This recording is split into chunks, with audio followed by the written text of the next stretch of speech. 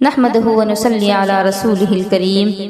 اما بعد فاعوذ بالله من الشيطان الرجيم بسم الله الرحمن الرحيم وعن ابي هريرة رضي الله عنه قال قال رسول الله صلى الله عليه وسلم افضل الصيام بعد رمضان شهر الله المحرم وافضل الصلاة بعد الفريضة صلاة الليل رواه مسلم۔ معزز سامعین و سامعات، السلام علیکم ورحمۃ اللہ وبرکاتہ۔ ابھی میں نے حدیث پاک پیش کی جس میں آقائد عالم صلی اللہ تعالی علیہ وسلم ارشاد فرماتے ہیں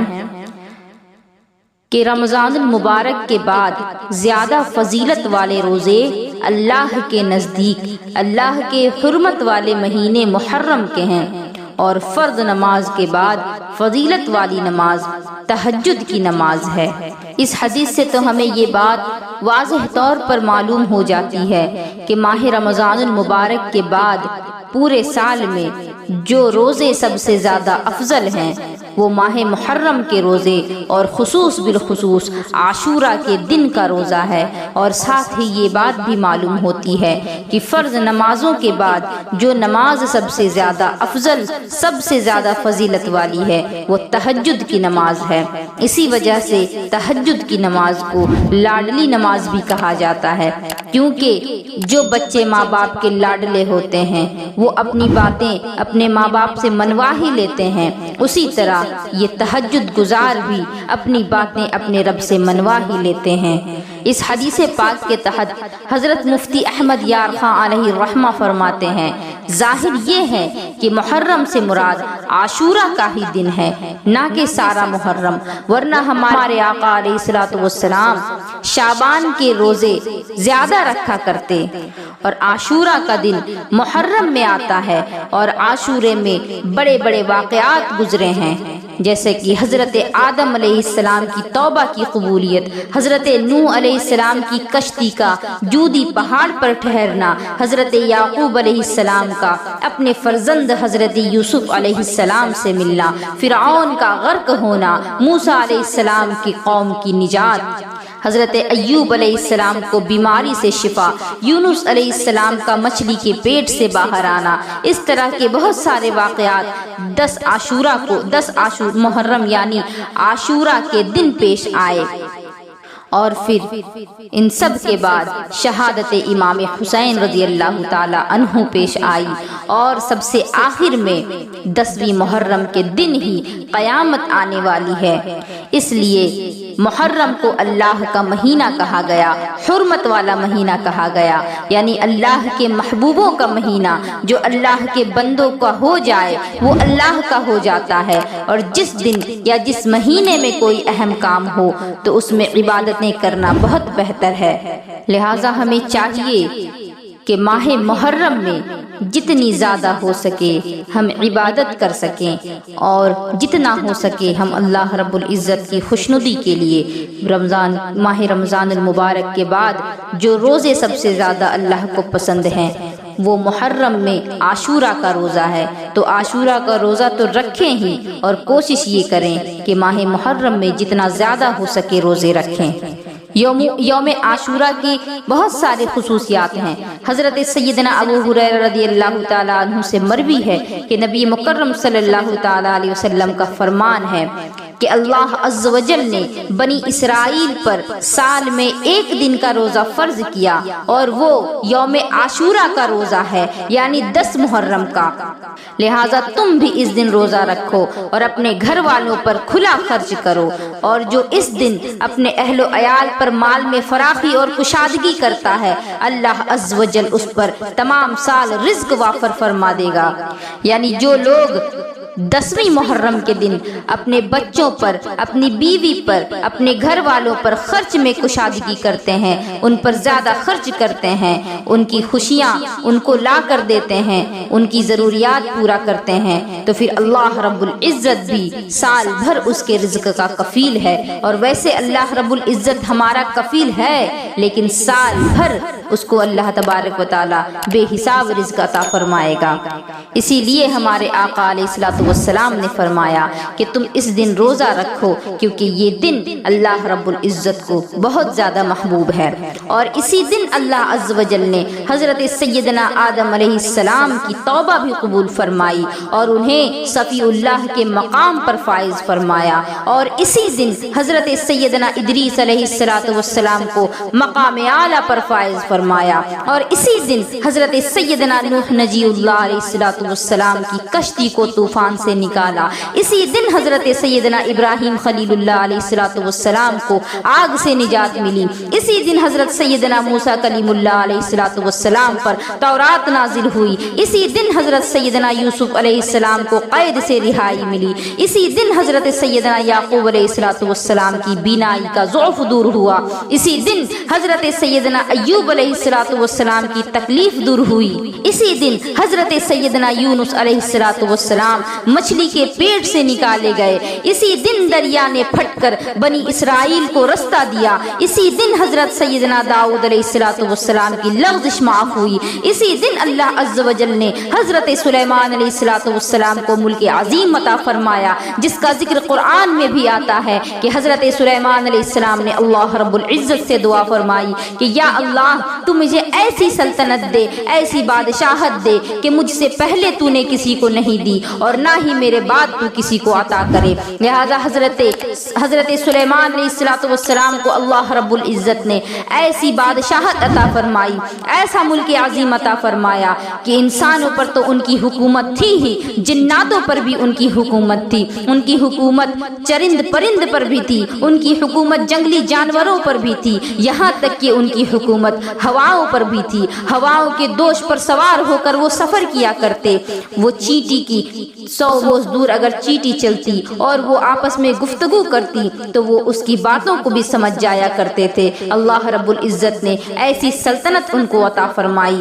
اور یہی وہ دن ہے جس دن نور کے پیکر، تمام نبیوں کے سرور، دو جہاں کے تاجور، سلطان بحر و بر حضور صلی اللہ تعالی علیہ وسلم کو آپ کے سبب آپ کے اگلے پچھلوں کے گناہ معاف کرنے کا مژدہ جاں فضا سنایا گیا، اور یہی وہ پہلا دن ہے جس میں اللہ عز و جل نے دنیا کو پیدا کیا۔ اسی دن آسمان سے پہلی بارش برسی، زمین پر سب سے پہلے رحمت بھی اسی دن اتری، اور جس نے یوم عاشورہ کا روزہ رکھا گویا اس نے سارا زمانہ روزہ رکھا، اور یہ انبیاء کرام علیہ السلام کا روزہ ہے، اور جس نے شب عاشورہ کو شب بیداری کی گویا اس نے 7 آسمان والوں کے برابر اللہ عز و جل کی عبادت کی، اور جس نے اس رات 4 رکعت اس طرح ادا کی کہ ہر رکعت میں 1 مرتبہ سورہ فاتحہ اور 51 مرتبہ سورہ اخلاص پڑھی تو اللہ عز و جل اس کے 50 سال کے گناہ معاف فرما دے، اور جس نے عاشورہ کے دن کسی کو پانی پلایا اللہ عز و جل اس کو بڑی پیاس یعنی قیامت کے دن ایسا جام پلائے گا کہ اس کے بعد وہ کبھی پیاسا نہ ہوگا، وہ ایسا ہو جائے گا گویا اس نے لمحہ بھر بھی اللہ کی نافرمانی نہیں کی۔ جس نے اس دن کچھ صدقہ کیا گویا کہ اس نے کسی سائل کو کبھی خالی ہی نہیں لوٹایا، یعنی اس کے پاس ساری زندگی جتنے بھی سائل آئے وہ اس کو ایسا ثواب دیا جائے گا جیسا کہ اس نے ہر سائل کی جھولی کو بھر دیا ہو، اگر ایک بھی سائل کی وہ جھولی کو بھرتا ہے۔ اور جس نے عاشورہ کے دن غسل کیا تو وہ مرض موت کے سوا کسی مرض میں مبتلا نہ ہوگا۔ جس نے اس دن کسی یتیم کے سر پر ہاتھ رکھا یا اس کے ساتھ حسن سلوک کیا گویا کہ وہ تمام اولاد آدم کے یتیموں کے ساتھ حسن سلوک سے پیش آیا، اور جس نے اس دن کسی مریض کی عیادت کی گویا کہ اس نے بنی آدم کے تمام مریضوں کی عیادت کی، اور اسی دن عرش اور لوح اور قلم بھی پیدا کیے گئے، اور اسی دن اللہ عز و جل نے حضرت سیدنا جبریل امی علیہ السلام کو پیدا فرمایا، اسی دن حضرت عیسیٰ علیہ السلام کو آسمانوں کی طرف اٹھایا گیا، اور اخیر میں اسی دن قیامت قائم ہوگی۔ یوم عاشورہ کی بہت زیادہ فضیلت ہے۔ اس دن اللہ رب العزت کے بہت سارے انبیاء کرام کے ساتھ بہت سارے واقعات پیش آئے، اس وجہ سے یہ دن باقی دنوں سے بہت زیادہ خاص ہے۔ اس لیے ہمیں چاہیے کہ اس دن جتنا ہو سکے عبادت میں گزاریں، کھیل تماشے میں نہ گزاریں۔ لیکن آج کے مسلمان جو ہیں اس دن امام حسین کی یاد منانے کے بجائے امام حسین کو جو کربلا میں ان کے ساتھ ظلم کیا گیا تھا اس کو سوچنے، اس پر غور کرنے کے بجائے لوگ آج کل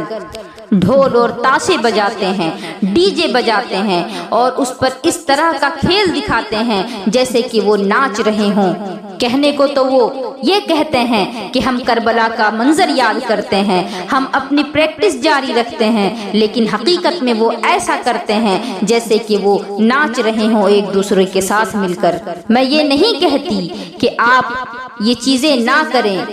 آپ تلوار بازی کریں، آپ ہر چیز کریں، لیکن گانے بجانے کے ساتھ نہ کریں۔ آپ نعروں کی گونج کے ساتھ یہ کام کریں، آپ نعرہ توحید و رسالت لگائیں اور اللہ کے جھنڈے کو بلند کریں، تب جا کر معلوم ہوگا کہ واقعی آپ امام حسین کا غم منا رہے ہیں، آپ امام حسین کی یاد تازہ کر رہے ہیں۔ اور ہمارے معاشرے میں کچھ لوگ ایسے بھی ہیں کہ جو محرم میں بہت زیادہ غم مناتے ہیں، اتنا غم مناتے ہیں کہ گھروں میں چولہے تک نہیں جلاتے، کھانا بھی نہیں بناتے۔ میں ان سے یہ کہنا چاہوں گی کہ ہمارا جو سال شروع ہوتا ہے وہ محرم سے شروع ہوتا ہے اور یہ غم کا مہینہ ہے، اور جس طرف یہ غم کا مہینہ ہے وہیں یہ مہینہ جو ہے اللہ رب العزت کی انعام و اکرام کا بھی مہینہ ہے۔ اللہ رب العزت نے اس مہینے میں بہت سارے انعام و اکرام اپنے انبیاء پر کیے۔ وہ لوگ جو غم حسین میں حد سے زیادہ تجاوز کر جاتے ہیں، میں ان سے کہنا چاہوں گی اگر واقعی حسین سے محبت ہے تو پھر حسین کی طرح تم اپنے آخری وقت میں بھی سجدے کو ترک مت کرو۔ اگر واقعی حسین سے محبت ہے تو پھر کلمہ حق کی بلندی کے لیے اپنی جان دینے سے بھی مت گریز کرو۔ مگر تمہیں یوٹیوب، ٹویٹر اور انسٹاگرام اور فیس بک ان چیزوں سے جب فرصت ملے گی تب تو تم غم حسین کا حق ادا کر پاؤ گے۔ بہرحال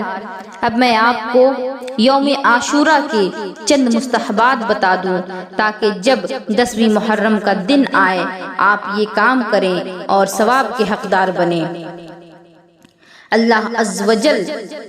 10ویں محرم کی رات آب زمزم شریف کو دنیا کے تمام پانیوں میں ملا دیتا ہے، لہٰذا جو شخص اس دن غسل کرے تمام سال بیماری سے محفوظ رہے گا۔ تو پتہ یہ چلا کہ اس دن غسل کرنا مستحب ہے،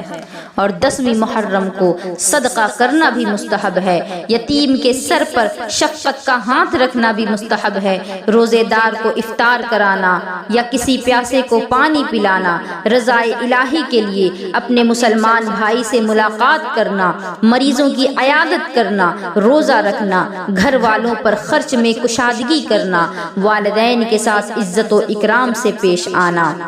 جنازوں میں شرکت کرنا، راستے سے کسی تکلیف دہ چیز کو ہٹانا، غصہ کو پی جانا، کسی ظالم کو معاف کر دینا، نوافل پڑھنا اور ذکر الہی کی کثرت کرنا، یہ تمام چیزیں یوم عاشورہ کے مستحبات ہیں۔ اور ایک مستحب عمل جس کا ذکر امیر المومنین حضرت سیدنا علی مرتضیٰ کرم اللہ وجہ الکریم سے ہے کہ جس نے عاشورہ کے دن 1000 مرتبہ سورہ اخلاص پڑھی، خدائے رحمان عز و جل اس پر نظر رحمت فرمائے گا، اور جس پر اللہ عز و جل نظر رحمت فرمائے گا تو وہ اسے کبھی عذاب نہیں دے گا۔ حدیث پاک میں آتا ہے، حضرت ابو قتادہ سے روایت ہے کہ رسول اللہ صلی اللہ تعالی علیہ وسلم سے عاشورہ کے روزے کے بارے میں پوچھا گیا تو آپ نے فرمایا کہ گزشتہ سال کا کفارہ بن جاتا ہے، یعنی جو سال گزر چکا اس سال کے گناہوں کا کفارہ عاشورہ کا روزہ یعنی 10ویں محرم کا روزہ بن جاتا ہے۔ اور اس کو روایت کیا ہے امام مسلم نے، اس سے پتہ چلا کہ یہ حدیث بالکل صحیح ہے۔ نزہۃ المجالس میں ذکر کیا گیا کہ اس دن کی عظمت و شرافت کے لیے تمہارے لیے اتنا ہی جان لینا کافی ہے کہ جس نے اس دن کا روزہ رکھا گویا اس نے ساری زندگی روزہ رکھا، اور جس نے عاشورہ کے رات قیام کیا یعنی رات جاگ کر اللہ کی عبادت کی تو وہ بڑا اجر اور بڑی عطا پا کر کامیاب ہوا، اور جس نے اس دن کسی بے لباس کو کپڑے پہنائے یا بھلائی کا کوئی کام کیا اللہ عز و جل اس کو دردناک عذاب سے یعنی جہنم کے عذاب سے محفوظ فرما دے گا، اور جس نے اس دن کسی کسی یتیم کی حاجت پوری کی یا کسی بھوکے کو کھانا کھلایا یا کسی کو پانی کا ایک گھونٹ بھی پلایا، اللہ عز و جل اس کو جنت کے دسترخوان پر کھلائے گا اور مہر لگی ہوئی شراب یعنی شراب طہور اور سلسبیل یعنی جنتی چشمے کا پانی پلائے گا۔ اور جس نے اس دن صدقہ کیا، قیامت کے دن وہ اپنے صدقے کے گھنے سائے کے نیچے ہوگا، اور جس نے اس دن اپنے گھر والوں پر خرچ میں فراخی کی، اس کے رزق میں اللہ کشادگی فرما دے گا اور اس کی سیرت و صورت کو اچھا کر دیا جائے گا۔ اور اس دن اللہ عز و جل کی خوب پاکی بولو، کلمہ طیبہ شریف کی کثرت کرو، اللہ عز و جل کی بارگاہ میں جلدی جلدی توبہ کرو اور اپنے اعمال کو سدھار لو، اور اپنے اچھے اعمال کے ذریعے طویل سفر جو تمہیں درپیش ہے یعنی جو تمہیں قیامت تک لے جانے والی ہے، اس سفر کے لیے تم اپنا توشہ تیار کر لو، زاد راہ تیار کر لو۔ اور اس دن کی فضیلت پر انعامات و اکرامات کی روایت اس کثرت سے آئی ہیں کہ ان کا بیان کرنا اس زبان سے قاصر ہے۔ معزز سامعین و سامعات، یوم عاشورہ کی فضائل بیان کرنا یہ تو ہر کسی کے بس کی بات نہیں، اور یہ ہماری جو زبان ہے یہ تو گناہوں سے لتھڑی ہوئی ہے، یہ کب اس کا حق ادا کر سکتی ہے؟ میں آخر میں ایک حدیث پاک آپ کو بتاتی چلوں کہ نبی پاک علیہ الصلوۃ والسلام نے ارشاد فرمایا کہ اگر میں آئندہ سال تک زندہ رہا تو 9 محرم کا بھی روزہ رکھوں گا۔ لہٰذا میں آپ سبھی کو یہ کہنا چاہوں گی کہ آپ عاشورہ یعنی 10ویں محرم کا روزہ رکھیں، اس کے ساتھ ساتھ 9ویں محرم کا بھی روزہ رکھیں، اور ماہ محرم میں جتنا زیادہ ہو سکے روزہ رکھیں اور اللہ کی عبادت کریں، توبہ اور استغفار میں اپنا وقت گزاریں، نہ کہ فضولیات میں۔ اللہ عز و جل ہمیں نیک اعمال کرنے کی توفیق عطا فرمائے۔ وآخر دعوانا ان الحمد للہ رب العالمین وما علینا الا البلاغ۔ السلام علیکم ورحمۃ اللہ وبرکاتہ۔